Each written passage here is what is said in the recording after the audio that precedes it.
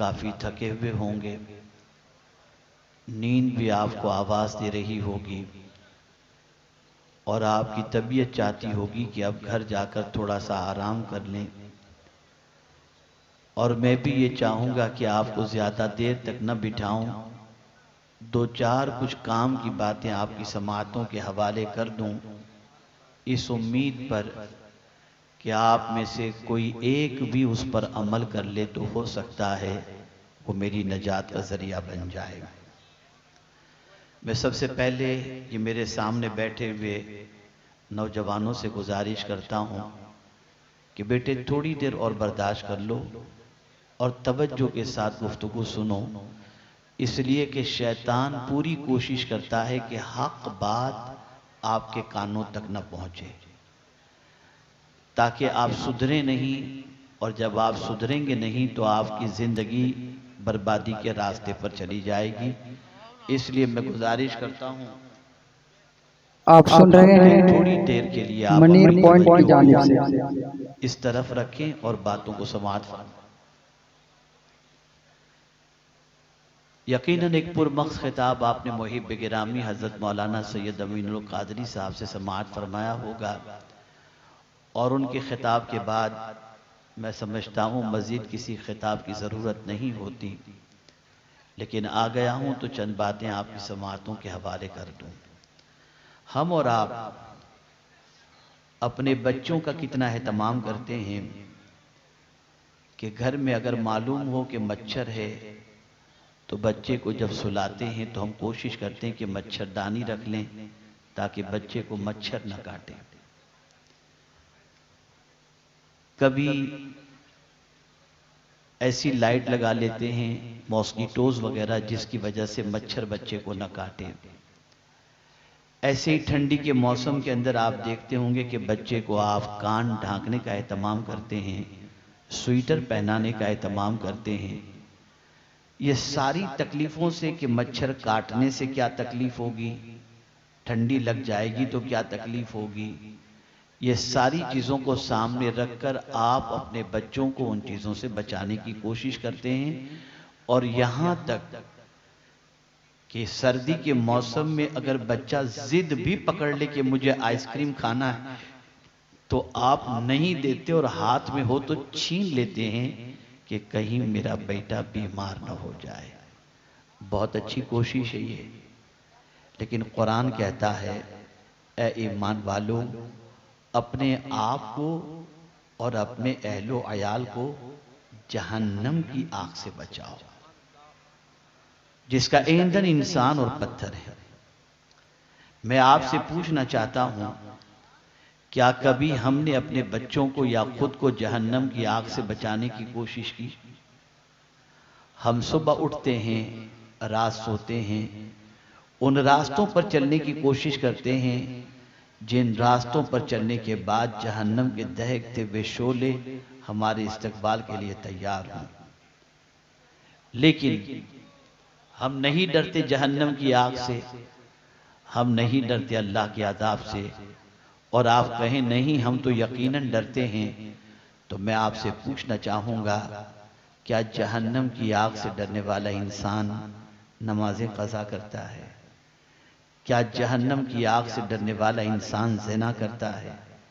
کیا جہنم کی آگ سے بچنے کا جذبہ رکھنے والا انسان شراب اور ڈرگز استعمال کرتا ہے؟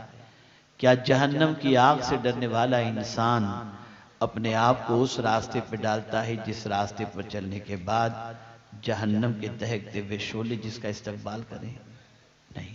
ہم دیکھیں یہ مجمع ہمارے سامنے ہے اور ہمارے وہ بھائی ماشاءاللہ وہاں چلا رہے ہیں اچھی طریقے سے، اور یہ سمجھ رہے ہیں کہ یہاں ان کی آواز نہیں آتی۔ خیر، یہ بھی ایک انداز ہے جینے کا۔ دیکھیے ایک مرتبہ درود شریف پڑھ لیں۔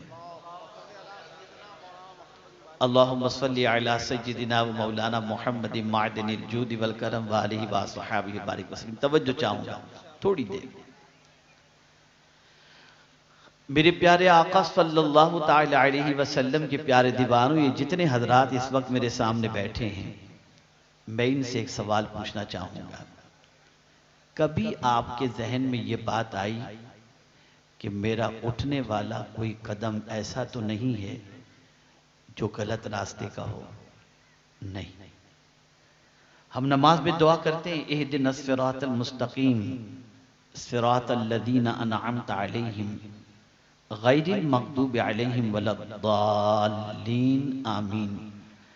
اے اللہ ہم کو سیدھے راستے پر چلا، ان کے راستے پر چلا جن پر تیرا انعام نازل ہوا، ان کے راستے پر نہ چلا جن پر تیرا غضب نازل ہوا جو گمراہ ہوئے. لیکن آج حالات یہ ہیں کہ دنیا بھر کا مسلمان اللہ والوں کے راستے پر نہیں چل رہا، نبی کے راستے پر نہیں چل رہا، قرآن کے بتائے ہوئے راستے پر نہیں چل رہا. میکزیمم مسلمان اگر چل رہے ہیں تو ان راستوں پر چل رہے ہیں جن راستوں پر چلنے کے بعد سوائے بے چینی، سوائے بے قراری، سوائے مصیبت اور سوائے تکلیف کے اور کوئی چیز نہیں آ سکتی. اور افسوس کی بات تو یہ ہے کہ گناہ کرنے کے بعد، اس راستے پر چلنے کے بعد شرم بھی نہیں آتی، احساس بھی نہیں ہوتا اور طبیعت کے اندر بے چینی اور بے قراری بھی محسوس نہیں کرتا. مسلمانوں ذرا سوچو، اللہ کے رسول صلی اللہ علیہ وسلم کے صحابہ کو اللہ کا کتنا ڈر تھا، اس راستے پر چلنے سے کتنا ڈرتے تھے. مرد تو اپنی جگہ پر، لیکن خواتین کی زندگی کا بھی آپ جائزہ لے سکتے ہیں. اللہ اکبر. ایک خاتون جس کو مرگی کی بیماری تھی، اللہ اکبر، اسے مرگی کے دورے پڑتے تھے. بارگاہ رسول صلی اللہ علیہ وسلم میں وہ عورت حاضر ہوتی ہے اور عرض کرتی ہے یا رسول اللہ صلی اللہ تعالی علیہ وسلم میرے لیے دعا فرما دیں. تو آقا کریم صلی اللہ علیہ وسلم نے فرمایا تم صبر کرو تو تمہارے لیے بہتر ہے. وہ کہتی حضور میں صبر ضرور کروں گی، لیکن ایک دعا تو ضرور کر دیں کہ جب مرگی کا دورہ پڑتا ہے نا تو سرکار مجھے ہوش نہیں رہتا، میرا پردہ، میں جو ہے بے پردہ ہو جانے کا ڈر میرے اندر رہتا ہے، اس لیے کہ دورے میں پتہ نہیں چلتا ہے. تو سرکار اتنی تو دعا کر دیجئے کہ جب مرگی کا دورہ پڑے تو میں بے پردہ نہ ہو جایا کروں. اللہ اکبر. بیماری میں بھی شریعت کا اتنا خیال. جب وہ خاتون یہ کہتی ہے آقا اس کے لیے دعا تو کر دیتے ہیں، اس کے بعد ارشاد فرماتے ہیں جس کسی کو جنتی عورت کو دیکھنا ہو وہ اس عورت کو دیکھ لے. آپ اندازہ لگائیں بیماری میں بھی شریعت نہ چھوٹے اس کا اتنا خیال ہے، بیماری میں بھی اللہ کے رسول کی نافرمانی نہ ہو اس کا اتنا خیال ہے. تم ہوش میں رہ کر کے اللہ کی نافرمانی کر رہے ہو، تم ہوش میں رہ کر اللہ کے رسول صلی اللہ علیہ وسلم کے ارشاد کے خلاف عمل کر رہے ہو. ڈرو اللہ سے، گناہوں سے بچو.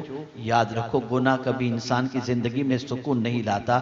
ایک بات خاص طور پر عرض کروں، سیدنا فاروق اعظم رضی اللہ المولا تبارک و تعالی عنہ کا معمول تھا کہ رات کے سناٹے کے اندر لوگوں کی خبرگیری کے لیے نکلا کرتے تھے اور جاننے کی کوشش کرتے تھے کہ لوگ کس حال کے اندر ہیں، کیا کر رہے ہیں. ایک مرتبہ خیال آیا کہ چلو میں چل کر کے ذرا جنگل کی طرف جاؤں، بیاباں کی طرف جاؤں اور ذرا دیکھوں کہ وہاں کیا پوزیشن ہے. آپ نوجوان ہیں، غور سے سنیے گا، دل و دماغ میں یہ بات بٹھائیے گا. اللہ اکبر. سیدنا فاروق اعظم رضی اللہ تعالیٰ عنہ تھوڑا سا توشہ اپنے ساتھ لیتے ہیں، نکل جاتے ہیں جنگل و بیابان کی طرف. جب جاتے ہیں تو دیکھتے ہیں ایک نوجوان بکریاں چرا رہا ہے. فاروق اعظم نے اسے دیکھا، جتنا کھانا تھا وہ تو ختم ہو چکا تھا.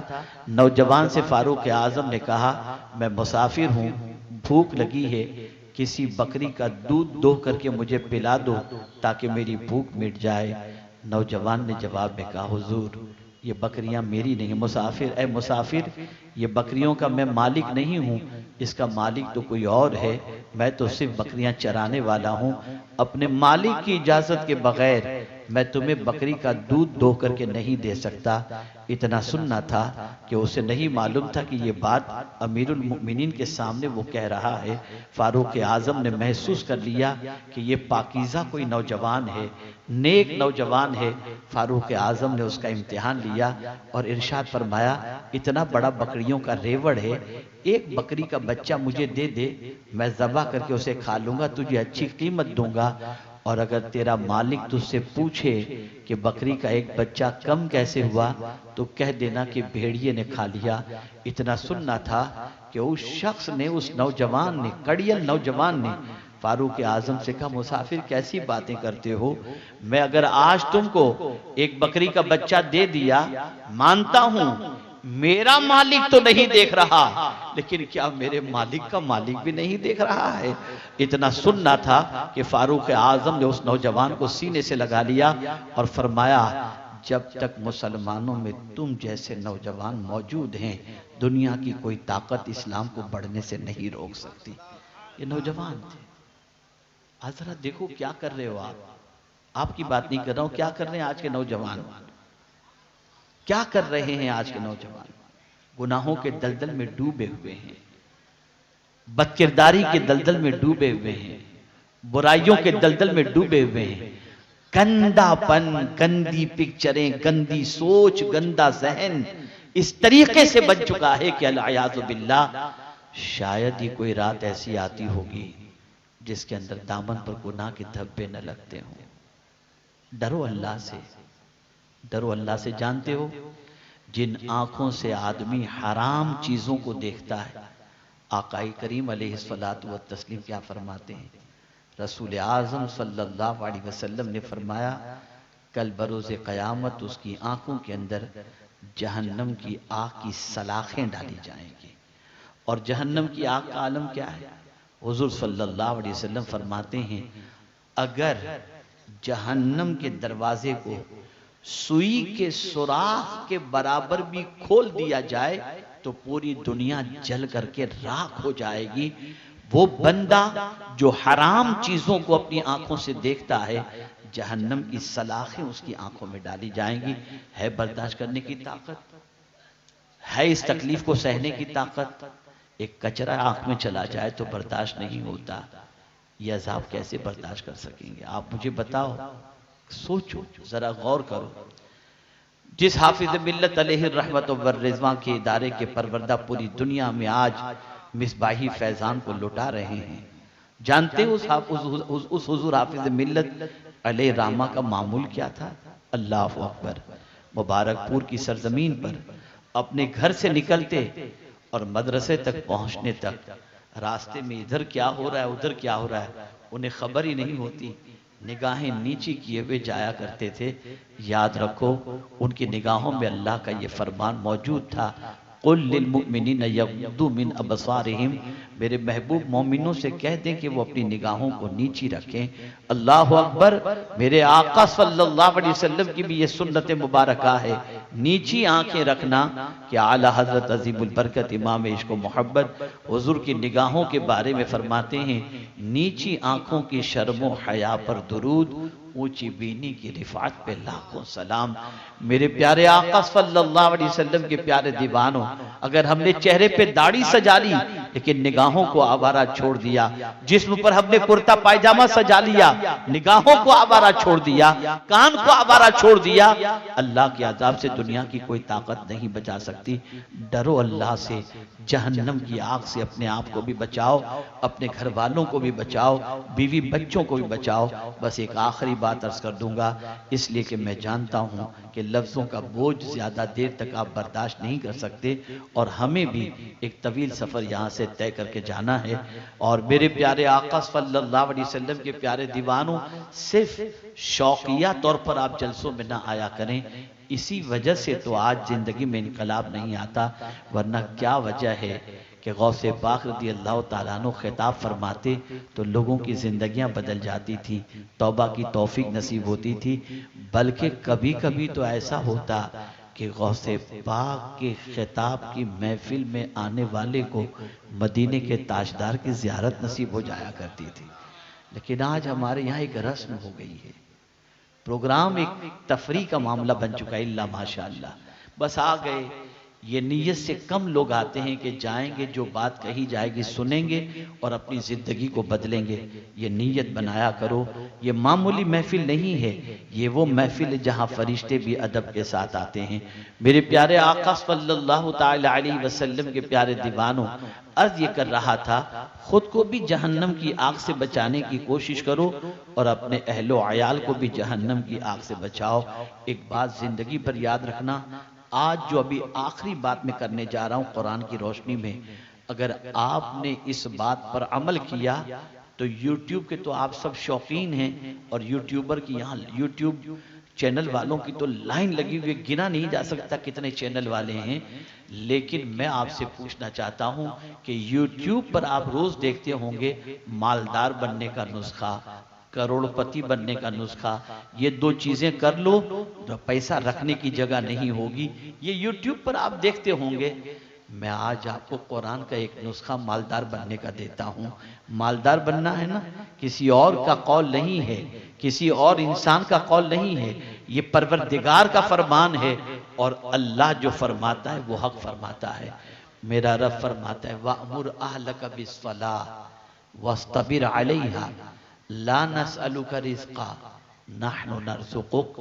اللہ فرماتا ہے اپنے گھر والوں کو، اہل و عیال کو نماز کا حکم دو اور تم بھی نماز پر قائم رہو، میں تم سے روزی نہیں مانگتا، میں تم کو روزی عطا کروں گا۔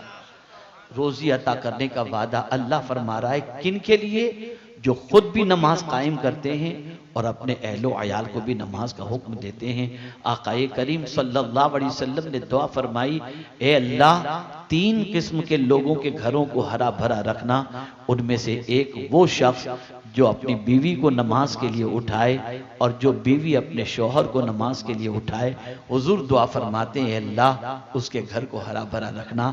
آپ ہر ایک کے تعویذ پر بھروسہ کر لیتے ہو، ہر ایک کے وظیفے پر بھروسہ کر لیتے ہو، ٹھیک ہے، اللہ والا اگر کوئی چیز دے رہا ہے اس کی تاثیر ہوتی ہے، لیکن حضور سے بہتر تو کسی کا فرمان نہیں ہو سکتا، اللہ سے بڑا تو کسی کا فرمان نہیں ہو سکتا۔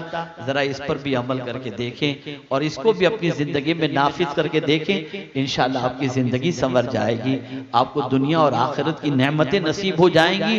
اور اسی کے ساتھ ساتھ میرے پیارے آقا صلی اللہ علیہ وسلم کے پیارے دیوانوں، یہ شعبان المعظم کا مہینہ ہے اور یہ مہینہ آیت درود کے نزول کا مہینہ ہے، اور رسول اعظم صلی اللہ علیہ وسلم اس ماہ مبارک کے بارے میں فرماتے ہیں شہر المطہر، یہ پاک کرنے والا مہینہ ہے۔ اس مہینے میں توبہ کرو، استغفار کرو، اللہ سے معافی مانگو، گناہوں سے بچو۔ حالات پوری دنیا کے ہماری نگاہوں کے سامنے ہیں، ہمیں جھنجھوڑ رہے ہیں، سدھر جا مسلمان، سنبھل جا مسلمان، بدل جا مسلمان، سیدھے راستے پر آ جا مسلمان، لیکن پھر بھی مسلمان اپنی زندگی کو سنوارنے کے لیے تیار نہیں۔ بدل ڈالو اپنی زندگی کو، غلط روی سے منازل کے بہت بڑھتے ہیں، مسافر و روی سے کارواں بدل ڈالو۔ زندگی اچھی کر لوگے حالات اچھے ہو جائیں گے، زندگی بری کرو گے حالات برے ہو جائیں گے۔ عادات اچھی ہوں گی حالات اچھے ہوں گے، عادات بری ہوں گی تو حالات برے ہوں گے۔ میرے پیارے آقا صلی اللہ علیہ وسلم کے پیارے دیوانوں، یہ اصلاح معاشرہ کے نام سے محفل ہے، آپ کو اپنے معاشرے کی بھی اصلاح کرنی ہے اور اپنی ذات کی بھی اصلاح کرنی ہے۔ اگر آپ آئے رات بھر آپ بیٹھے، ابھی تک یہاں پر بیٹھے، محب گرامی حضرت مولانا سید امین القادری صاحب کا درد بھرا ولولہ انگیز بھی خطاب آپ نے سماعت فرمایا، اور اسی کے ساتھ ساتھ حضور محقق کے مسائل جدیدہ سے بہت سارے مسائل بھی آپ نے سنے، نعتیں بھی سنی، باتیں بھی مدینے والے کی سنی، لیکن اگر جانے کے بعد آپ کی زندگی میں کوئی فرق نہیں پیدا ہوا، کہ آپ کے اندر نماز کی تڑپ پیدا نہیں ہوئی، گناہ سے بچنے کا جذبہ پیدا نہیں ہوا، تو مجھے بتاؤ اتنا لمبا سفر طے کر کے اس محفل میں آنے کا مقصد کیا تھا؟ لیکن اگر آپ بدل گئے، توجہ چاہوں گا جملے پر، اگر آپ بدل گئے، آپ نے اللہ کی طرف اپنے آپ کو جھکا دیا، اللہ کی بارگاہ میں جھکا دیا، اللہ کی طرف رجوع کر لیا، رسول رحمت صلی اللہ علیہ وسلم کی طرف رخ کر لیا، مدینے کی طرف، تو جانتے ہیں کیا ہوگا؟ شیطان جو ہے نا، جل کر کے راکھ ہو جائے گا اور مدینے کے تاجدار خوشی سے ان کے چہرے پر مسکراہٹ آ جائے گی۔ اب آپ پر ہے شیطان کو راضی کرنا ہے یا حضور کو راضی کرنا ہے۔ اگر حضور کو راضی کرنا ہے تو گناہوں سے رشتے کو توڑو، توبہ کرو، معافی مانگو اللہ کی بارگاہ میں، اپنی زندگی کو سنوارو، اپنی آخرت کو سنوارنے کی کوشش کرو۔ اور یہ جملہ یاد رکھنا، پہلی ذمہ داری یہ ہے ہم خود کو جہنم کی آگ سے بچائیں اور اپنے اہل و عیال کو جہنم کی آگ سے بچائیں جس کا ایندھن انسان اور پتھر ہے۔ کامیاب وہ انسان ہے جو جہنم سے بچا لیا گیا اور جنت میں داخل کر دیا گیا۔ فمن زحزح عن النار وادخل الجنہ فقد فاز، جو جہنم سے بچا لیا گیا اور جنت میں داخل کر دیا گیا بے شک وہ کامیاب ہے۔ ہم موت پر یقین رکھتے ہیں، ہم میں کا کوئی انسان نہیں جانتا کل جو سورج طلوع ہوگا وہ ہم دیکھ پائیں گے یا نہیں دیکھ پائیں گے۔ آج ہم سے اللہ حساب نہیں لے رہا، لیکن ہمارا حساب اللہ قیامت میں لے گا۔ اللہ حساب لے اس سے پہلے ہم خود اپنا حساب لے لیں، اور اس دنیا کے اندر نیکی کے لیے اللہ نے بھیجا ہے تو نیک کام کر کے اللہ کو راضی کرنے کی کوشش کریں اور رسول رحمت صلی اللہ علیہ وسلم کو خوش کرنے کی کوشش کریں۔ یہ ہمارے منتظمین، یہ کمیٹی والے حضرات اتنی بڑی محفل کیوں سجائے، آپ کو کیوں مدعو کیا، آپ کے لیے کیوں اہتمام کیا، ہم لوگوں کو کیوں بلایا؟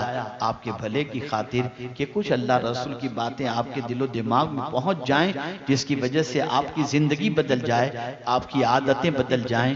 تو میرے پیارے آقا صلی اللہ علیہ وسلم کے پیارے دیوانوں، اپنے آپ کو چینج کرو، اپنے آپ کو بدلو، اور مچھر سے تو بچنے کی کوشش کرتے ہو، جہنم سے بھی بچنے کی کوشش کرو اور اپنے بچوں کو بچانے کی کوشش کرو۔ مچھر کاٹ لے گا تو ہم اس کا علاج کرا سکتے ہیں، جہنم میں اگر اللہ نے ڈال دیا، اللہ نہ کرے تو کون اس کا علاج کرے گا، کون بچائے گا؟ اللہ اکبر۔ میرے پیارے آقا صلی اللہ علیہ وسلم کے پیارے دیوانوں، اس لیے اگر قرآن کا مطالعہ کریں تو آپ کو پتہ چلے گا انبیاء کی دعاؤں کے اندر جہنم سے بچنے کی دعا نظر آتی ہے۔ ربنا آتنا فی الدنیا حسنہ وفی الآخرۃ حسنہ وقنا عذاب النار۔ ہر رمضان کے اندر تراویح کی 4 رکعت کے بعد ہم اللہ کی بارگاہ میں دعا کرتے ہیں، سبحان الملک القدوس، سبحان ذی الملک والملکوت، سبحان ذی العزت والعظمت والہیبت والقدرت والکبریاء والجبروت، سبحان الملک الحی الذی لا ینام ولا یموت، سبوح قدوس ربنا ورب الملائکۃ والروح۔ اور اس کے بعد ہم پڑھتے ہیں اللہم اجرنا من النار، اللہم اجرنا من النار، اللہم اجرنا من النار، یا مجیر یا مجیر یا مجیر۔ ہم یہ پڑھتے ہیں۔ اللہ اکبر۔ اعلیٰ حضرت عظیم البرکت امام عشق و محبت نے فرمایا جو شخص اللہم اجرنا من النار کہتا ہے تو جہنم کے دہکتے ہوئے شعلے اللہ کی بارگاہ میں کہتے ہیں اے اللہ مجھے اس سے بچا لے۔ اللہ اکبر۔ بچنے کی دعا بندہ کر رہا ہے اور اس بندے سے جہنم اپنے آپ کو بچنے کی دعا کر رہا ہے۔ پتہ یہ چلا کہ میرے پیارے آقا صلی اللہ علیہ وسلم کے پیارے دیوانوں، اللہ کی بارگاہ کے اندر جہنم سے بچنے کی دعا کرو، جہنم سے پناہ مانگو۔ اللہ اکبر۔ اس کے شعلے بڑے خطرناک ہیں، اس کا عذاب بڑا سخت ترین ہے۔ دنیا کا کوئی انسان جہنم کے عذاب کو برداشت کرنے کی طاقت نہیں رکھتا۔ ہم پیٹ کی آگ تو بجھانے کی کوشش کرتے ہیں۔ مجھے ایک واقعہ یاد آ گیا اتفاقاً، ایک بچی جو غربت کی چکی میں پیسی جا رہی تھی، اللہ اکبر، غریبی کی حال یہ تھا کھانے کے لیے گھر کے اندر کبھی ایک وقت کا ہوتا کبھی نہیں ہوتا۔ ایک دن شوہر گھر سے نکلتا ہے، رات کو لوٹتا ہے تو اپنی بیوی کو کچھ پیش نہیں کر پاتا، کہتا ہے آج مجھے مزدوری نہیں ملی، میں خالی ہاتھ لوٹا ہوں۔ بیوی نے کہا کوئی بات نہیں، ہم صبر کر لیں گے، پانی پی کر سو جائیں گے، بچوں کو پانی پلا کر سلا دیں گے۔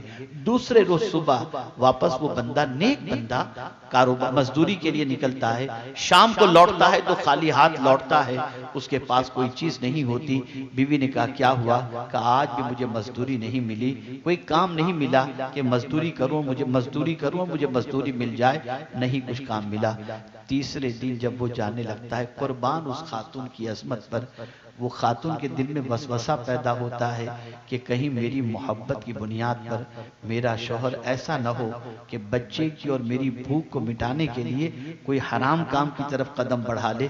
اس نے برجستہ نکلنے والے شوہر سے کہا، میرے شوہر سن لو، ہم پیٹ کی آگ کو تو اپنے بجھا سکتے ہیں، جہنم کی آگ کو نہیں بجھا سکتے۔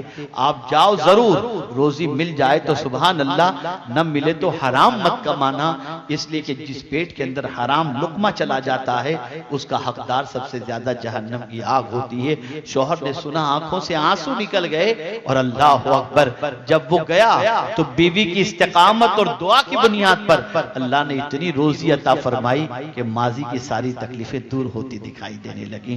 یہاں یہ بات ذہن میں رکھو، جہنم کی آگ بہت خطرناک ہے، کوئی اس کو برداشت کرنے کی طاقت نہیں رکھتا، اس لیے اللہ نے فرمایا اپنے آپ کو بھی جہنم کی آگ سے بچاؤ اور اپنے گھر والوں کو بھی جہنم کی آگ سے بچاؤ۔ آج کی اس محفل میں میرا پیغام یہی ہے، میرے پیارے آقا صلی اللہ علیہ وسلم کے پیارے دیوانوں، جہنم کی آگ، اللہ کے رسول صلی اللہ علیہ وسلم اس جہنم کی آگ سے اپنی امت کو بچانے کے لیے کتنی کوشش کرتے ہیں کہ خود حضور صلی اللہ علیہ وسلم فرماتے ہیں، تم جہنم کی آگ کی طرف جا رہے ہو اور میں تمہارے کمر بند پکڑ کے تمہیں کھینچ رہا ہوں، اور جہنم کی آگ سے بچانے کے لیے اپنی امت کو حضور صلی اللہ علیہ وسلم رات رات بھر روتے رہے۔ اسی کو اعلیٰ حضرت عظیم البرکت امام عشق و محبت کہتے ہیں، اللہ کیا جہنم اب بھی نہ سرد ہوگا، رو رو کے مصطفیٰ نے دریا بہا دیے ہیں۔ آقا چاہتے کہ ہم کسی طرح سے جہنم میں نہ جائیں، لیکن ہم اگر گناہ کریں گے تو ٹھکانہ کیا ہوگا سمجھ سکتے ہیں۔ اللہ رب العزت جل جلالہ، آقا کریم رؤوف الرحیم علیہ التحیۃ والتسلیم کے صدقہ و طفیل ہم سب کو جہنم کی آگ سے پروردگار بچائے، اور پروردگار دونوں جہاں کی بھلائیاں ہمیں نصیب فرمائے۔ اچھے ماحول میں رہو، اچھی سنگت میں رہو، اچھے دوستوں کے ساتھ رہو، ایسے دوستوں کے ساتھ رہو جو تمہیں مسجد لے جائیں، جو تمہیں نماز کے لیے لے جائیں، جو تمہیں نیکیوں کی طرف لے جائیں، جو زنا کے لیے لے جائیں، بدکرداری کے لیے لے جائیں، اسے دوست نہ سمجھو، وہ تمہارا سب سے بڑا دشمن ہے۔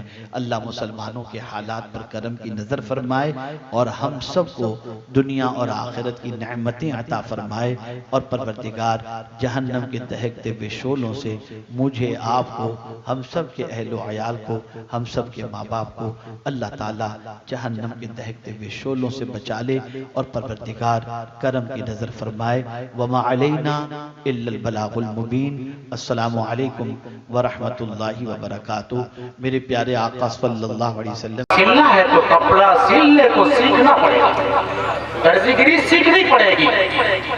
پتہ یہ چلا، آپ غور کر کے دیکھیں گے تو دنیا کا کوئی بھی کام بغیر علم کے ہو ہی نہیں سکتا۔ اس لیے میرے آقا نے فرمایا سب سے بہتر کام علم حاصل کرنا ہے، علم حاصل کرنا ہے، علم حاصل کرنا ہے، تاکید کے ساتھ فرمایا، کیونکہ بغیر علم کے کوئی عمل دنیا کا یا آخرت کا نہیں ہو سکتا۔ آپ وضو کریں گے تو وضو کا پہلے علم ہونا چاہیے تو وضو کریں گے۔ آپ نماز پڑھیں گے، نماز پڑھنا ایک عمل ہے، نماز کا پہلے علم ہوگا، طریقہ پڑھنے کا معلوم ہوگا تو آپ نماز پڑھیں گے۔ زکوٰۃ کا علم ہوگا تو زکوٰۃ صحیح سے ادا کریں گے، حج کا علم ہوگا تو حج ادا کریں گے۔ پتہ چلا کہ ہر کام سے بہتر، چاہے دنیا کا کام ہو چاہے آخرت کا کام ہو، ہر کام سے پہلے علم حاصل کرنا۔ عزیزان محترم، آج کے دور میں یہ وفاظ کی شکل میں، علماء کی شکل میں جو ہمیں دیا جا رہا ہے، یہ سوچے یہ کتنے اچھے کام میں منہمک ہے، مشغول ہے۔ میرے آقا نے فرمایا خیرکم من تعلم القرآن وعلمہ، تم میں سب سے بہتر وہ ہے جو قرآن پڑھتا ہے اور قرآن پڑھاتا ہے۔ یہ عام ہے، قرآن پڑھنا صرف ناظرہ پڑھانا نہیں، اس کے مفہوم میں گہرائی ہے۔ قرآن پڑھانا، ناظرہ بھی پڑھانا، قرآن کو قرأت کے ساتھ بھی پڑھانا یعنی قاری بھی بنانا، قرآن کے معنی اور مفاہیم کے ساتھ پڑھانا یعنی عالم بنانا، مفسر بنانا، یہ سب جو کام کرتا ہے، میرے آقا فرماتے ہیں خیرکم من تعلم القرآن وعلمہ، تم میں سب سے بہتر وہ ہے جو قرآن سیکھتا ہے اور قرآن سیکھتا ہے۔ یہ نورانی گروہ علماء کی انہی مدارس سے فارغ ہوئے ہیں، انہی مدارس کے پروردہ ہے، اور ان مدارس سے نکل کر کے یہ کتنے اچھے کام کر رہے ہیں۔ علم دین سیکھ کر کے علم دین کو سکھا رہے ہیں، آپ کے نونہالوں کو علم دین سے آراستہ کر رہے ہیں۔ عزیزو، آج دنیا کا بھی علم ضروری ہے، لیکن اس سے پہلے دین کا علم ضروری ہے، اس لیے کہ اگر آپ کا بچہ دینی تعلیم حاصل نہیں کرے گا تو پھر جو ہے وہ دنیا کا جتنا بھی وہ علم حاصل کر لے وہ کبھی بھی صحیح طریقے سے نماز نہیں پڑھ سکتا، کبھی بھی اللہ اور رسول کی صحیح معرفت اس کو حاصل نہیں ہو سکتی، کبھی بھی وہ والدین کی عظمت کو نہیں پہچان سکتا، بڑوں کا ادب و احترام نہیں جان سکتا۔ کون جان سکتا ہے؟ وہی جان سکتا ہے جس نے حدیث پڑھی ہے، جس نے قرآن پڑھا ہے، جس نے دینی مدارس میں تعلیم حاصل کی ہے۔ عزیزان محترم، یہ علماء کہ اتنی عظمت ہے، اتنی فضیلت ہے، اللہ اکبر، میں ان فضائل کی تفصیل میں نہیں جانا چاہتا، مگر کچھ باتیں عرض کر کے میں اپنی بات کو سمیٹنا چاہتا ہوں۔ امام اعظم ابو حنیفہ رضی اللہ تعالی عنہ ہم سب کے امام ہیں، ہم ان کے مقلد ہیں۔ امام اعظم کے شاگرد ہیں امام ابو یوسف۔ ذرا دیکھیں کہ علم حاصل کرنے والے کس طرح علم حاصل کیے اور کس طرح ہمارے جو ہے دینی خدمت انجام دیے۔ امام اعظم کے شاگرد امام ابو یوسف، امام ابو یوسف رحمۃ اللہ علیہ علم کا سمندر پی چکے، امام اعظم سے علم حاصل کیے۔ علم حاصل کرنے کے بعد جب ایک دور آیا کوفہ کی سرزمین پر، امام ابو یوسف نے اپنا ایک دارالفتہ بنایا۔ امام اعظم کی خواہش تھی کہ ابھی اور علم حاصل کریں، ہمارا بچہ جو ہے قرآن شریف پڑھنے لگتا ہے، ہم سوچتے ہیں کہ ہمارا بچہ قرآن پڑھنے لگا، اب کیا اردو پڑھنے لگا، اب کیا ہے، قانون شریعت کو ختم کر دیا، اب زیادہ پڑھانے کی ہمیں ضرورت کیا ہے؟ ہم اگر تحقیق کر بھی لیے، کچھ دن مشق افتہ کر لیے، سمجھتے ہیں ہم نے بہت علم حاصل کیا۔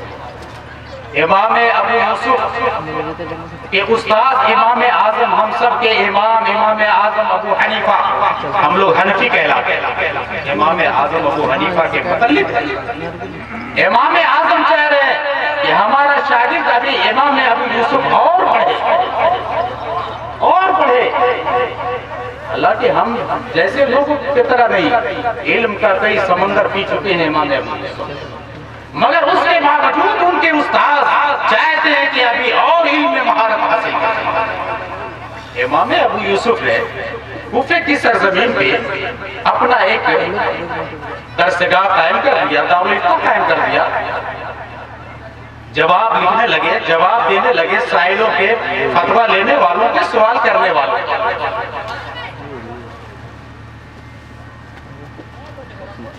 امام اعظم رحمۃ اللہ علیہ ایک آدمی کو، ایک سائل کو بھیجا۔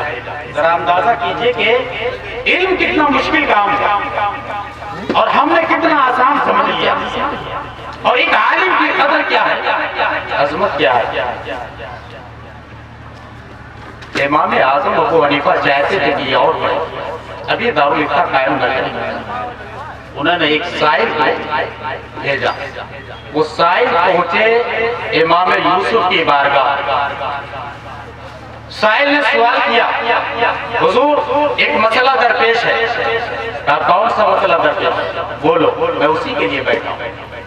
کہا حضور ایک شخص نے اپنا کپڑا دھوبی کو دھلنے کے لیے دیا، دھوبی کو دھلنے کے لیے دیا، قصار کو دھلنے کے لیے دیا، دھوبی نے وہ کپڑا لیا، اس کے بعد جب کپڑا والا آیا کچھ دن کے بعد تو دھوبی نے کہا کہ تو نے کوئی کپڑا وپڑا مجھے نہیں دیا ہے، میں تمہارا کپڑا نہیں جانتا ہوں، اس کے کپڑے کا انکار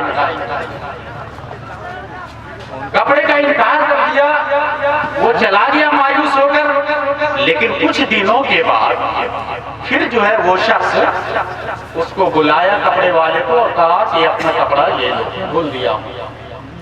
وہ کپڑا لے کے چلا گیا۔ لیکن سوال یہ ہے حضرت، ذرا توجہ کیجیے گا، کچھ مسائل کے بعد کو بھی سمجھنا چاہیے۔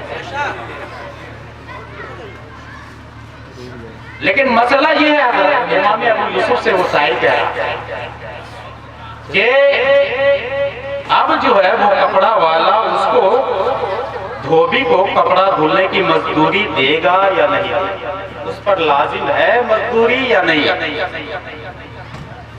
امام ابو یوسف رحمۃ اللہ علیہ اتنے بڑے عالم محدث غور کی، کہا کہ کپڑا تو اس کا دھل دیا ہے، اس لیے مزدوری کا مستحق ہے، اس پر مزدوری لازم۔ سائل نے کہا قد اخطأت، آپ تو غلطی کر گئے، آپ غلطی کر گئے، مسئلہ بتانے میں آپ خطا کر گئے۔ حیرت ہوئی امام ابو یوسف کو، سائل بھی ہے اور خطا کا اظہار بھی کر رہا ہے کہ غلط کہہ رہے ہیں، مسئلے کی تردید بھی کر رہا ہے۔ امام ابو یوسف نے کہا رکو، پھر مجھے غور کرنا ہے۔ دیکھیں فتویٰ دینا کتنا مشکل کا، ایک عالم کا کتنی ذمہ داری ہوتی ہے۔ امام ابو یوسف اتنے بڑے علم والے، کہا کہ غور کرنا، غور کیا، کہا کہ سنو اس پر مزدوری واجب نہیں ہے۔ اپنے دلائل کی روشنی میں انہوں نے فتویٰ دیا، کہا کہ مزدوری واجب نہیں ہے کپڑے والے پر۔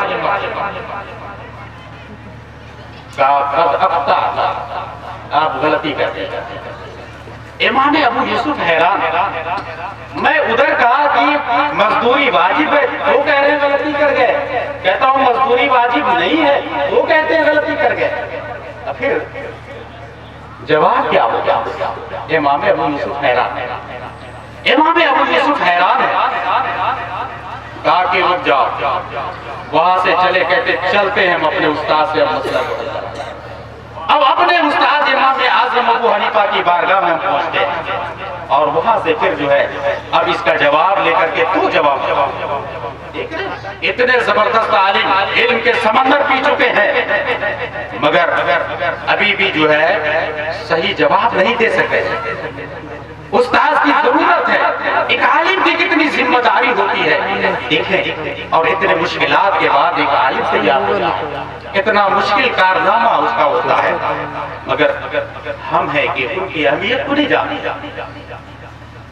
امام ابو یوسف چلے کوفے کی مسجد میں امام اعظم کی بارگاہ، امام اعظم کی بارگاہ میں اور شاگرد بیٹھے ہوئے تھے، کہا حضور وہ دیکھیے دھوبی والا مسئلہ جو ہے انہیں لیے چلا آ رہا ہے، ابو یوسف کو جو ہے دھوبی والا مسئلہ لیے چلا آ رہا ہے، اور کوئی مسئلہ نہیں ہوگا، ابو یوسف آ رہے تو آ رہے، دھوبی والا مسئلہ لے چلا۔ سب حیران، کہا اچھا ٹھیک ہے آنے دو۔ امام ابو یوسف پہنچے امام اعظم کی بارگاہ میں، حضور ایک مسئلہ درپیش ہے۔ کیا مسئلہ درپیش؟ حضور ایک دھوبی نے کپڑا دھویا، پہلے انکار کر دیا، پھر وہ کپڑا دھو کر کے مالک کو دے دیا، اب وہ مزدوری اس پر لازم ہوگی کہ نہیں؟ امام اعظم نے کہا رکو، گھبراؤ نہیں، تھوڑا تسلی سے کام، گھبراؤ نہیں، رکو رکو۔ کہا میں نہیں کہتا تھا کہ اور ابھی پڑھو، اللہ اور ابھی پڑھو۔ وہ امام ابو یوسف ہم جیسے لوگ ان کے قدموں کے خاک تلے بھی نہیں ہو سکتے، خاک کے برابر بھی نہیں ہو سکتے، مگر اس کے باوجود علم کے کئی سمندر پینے کے باوجود، علم کا آسمان چھونے کے باوجود وہ امام ابو یوسف کو امام اعظم کہتے ہیں میں نہیں کہتا تھا کہ ابھی اور علم حاصل کرو، اور پڑھو، ابھی تو اس لائق نہیں ہوا ہے فتویٰ دے سکے۔ اللہ اکبر۔ آج تو لوگ بازی چاہے اخبار سمجھ رہے ہیں، معمولی چیز سمجھ رہے ہیں۔ سوچے ایک مفتی کا کام، ایک عالم کا کام، ایک مدرس کا کام کتنا اہم ہے، اس کی اہمیت کو اگر لوگ جان جائے تو پھر انہیں اپنے سر پہ بٹھائے۔ یہ اتنی بڑی چیز ہے یارو. امام ابو یوسف نے انہیں پھر امام اعظم نے انہیں حکم دیا کہ دیکھو میں مسئلہ بتا دیتا ہوں لیکن ابھی اور علم ہے. کہا کیا مسئلہ ہے بتا دیجیے. کہا یہ علماء کے افادے کے لیے. امام اعظم نے فرمایا سنو سوال یہ ہے یہاں دو پہلو ہے کہ اس نے جو ہے کپڑا دھونے سے پہلے یہ نیت کر لیا تھا کہ ہم نہیں دیں گے یا کپڑا دھونے کے بعد نیت کیا ہے کہ ہم نہیں دیں گے. وہ بھی نہیں انکار کرنے کی نیت اس کپڑے کو ہڑپ کرنے لینے کی نیت جو بنائی ہے یہ کپڑا دھلنے کے پہلے یا کپڑا دھلنے کے بعد. اگر اس نے کپڑا دھلنے سے پہلے یہ نیت کر لیا کہ میں یہ کپڑا اس کو واپس نہیں دوں گا تو اس نے اپنا کپڑا دھویا ہے مالک کا کپڑا نہیں دھویا ہے اس لیے مالک کے اوپر کوئی مجبوری نہیں. اور اگر اس نے کپڑا دھلنے کے بعد جو ہے یہ غصب کی نیت کی ہے کہ ہم یہ کپڑا اسے نہیں دیں گے تو جب دھلا تھا تو وہ کپڑا مالک کا تھا اس لیے مالک کے اوپر اس کی مزدوری لازم تھی. کہا ابو یوسف اس کے دو پہلو ہے ایک ہی پہلو سے کام نہیں چلنے والا. ایک صورت میں مزدوری مالک کے اوپر لازم ہوتی ہے ایک صورت میں مالک کے اوپر مزدوری لازم نہیں ہوتی. عزیزان محترم اس طرح کے بہت سارے واقعات ہیں داستان ہیں میں اس تفصیل میں نہیں جاتا کیونکہ اتنے ابھی علماء کرام تشریف فرما ہے اور سب اپنے وقت کے منتظر ہے سب کو موقع ملنا ہے. اس لیے میں انہی چند باتوں کے ساتھ اللہ تبارک تعالیٰ کی بارگاہ میں دعا کرتا ہوں الہ العالمین ہم سب کو علم دین حاصل کرنے کی اپنے بچوں کو علم دین حاصل کرانے کی توفیق عطا فرمائے. اس لیے یارو کہ اگر ہم نے اپنے بچوں کو تعلیم دین کی نہیں دلائی کل قیامت کی روز جہاں ان بچوں سے باز پرس ہوگا وہاں ہم سے بھی باز پرس ہوگا والدین سے بھی باز پرس ہوگا. کلکم راعٍ وکلکم مسئول عن رعیتہ. ہر شخص ذمہ دار ہے اور ہر شخص سے ذمہ داری کا سوال ہوگا. ایک باپ ہے تو بیٹے کے بارے میں اس سے سوال ہوگا. ایک استاد ہے شاگرد کے بارے میں اس سے سوال ہوگا. ایک پیر ہے تو مرید کے بارے میں اس سے سوال ہوگا. شوہر ہے تو بیوی کے بارے میں اس سے سوال ہوگا. ہر ایک سے سوال ہوگا. ہم سے بھی سوال ہوگا کہ تو نے اپنے بچوں کو دینی تعلیم دلایا تھا کہ نہیں. یہ بچے اگر کل اللہ کی بارگاہ میں شاکی ہوئے شکایت کی مولا کریم میں کیا کرتا میرے باپ نے کہا انجینئر بن جاؤ میں تو بن کر کے دکھایا. کہا ڈاکٹر بنو میں ڈاکٹر بن کر کے دکھایا. کہا تو جج بنو میں جج بن کر کے دکھایا. میرے والدین نے کبھی یہ نہیں کہا تم عالم بنو. اگر یہ کہا ہوتا تو میں عالم بن کر کے دکھایا. اس لیے میرے والدین اس کے ذمہ دار ہیں قصوروار ہیں کہ انہوں نے کسی عالم کا منہ مجھے نہیں دیکھنے دیا کسی مدرسے کے قریب نہیں جانے دیا. یہی وجہ ہے کہ میں قرآن کی تعلیم سے محروم رہا حدیث کی تعلیم سے ناواقف رہا. اس لیے میرا تنہا قصور نہیں ہے میرے والدین کا بھی قصور ہے. اس وقت ہمارا اور آپ کا کیا جواب ہوگا. اس لیے عزیزو ہم اپنے بچوں کو ان مدارس میں دینی تعلیم دلائیں ساتھ ہی ساتھ اس کے بعد دینی تعلیم دلا کر کے ضرورت کے مطابق دنیاوی تعلیم جتنی دلانی ہو دلائیں ضرور دلائیں. اللہ تعالیٰ کی بارگاہ میں دعا ہے مولا کریم ہم سب کو توفیق عطا فرمائے. وآخر دعوانا الحمدللہ رب العالمین. السلام.